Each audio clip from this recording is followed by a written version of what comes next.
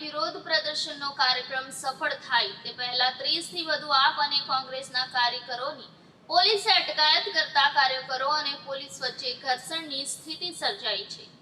દિલ્હીના મુખ્યમંત્રીની ઈડીએ ધરપકડ કરતા સમગ્ર દેશમાં આમ આદમી પાર્ટી અને તેની સાથે ઇન્ડિયા ગઠબંધનના કાર્યકરો દ્વારા વિરોધ પ્રદર્શન કરી રહ્યા છે।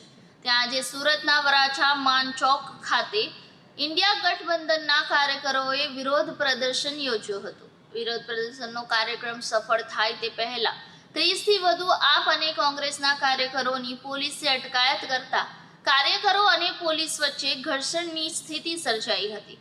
પોલીસે તમામ લોકોની ટીંગાટોળી કરી અટકાયત કરવામાં આવી હતી। અટકાયત કરતી વેળાએ પોલીસ અને આપ કોંગ્રેસી કાર્યકર્તાઓ વચ્ચે ધક્કા મૂકી અને ઘર્ષણ સર્જાયું હતું। આપ અને કોંગ્રેસના ઇન્ડિયા ગઠબંધનથી ભાજપના પેટમાં તેલ રેડાયું છે।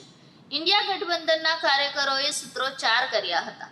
લોકસભાની ચૂંટણી પહેલા ભાજપ હાર ભળી ગઈ છે એવા આક્ષેપ ઇન્ડિયા ગઠબંધન દ્વારા કરાયા હતા।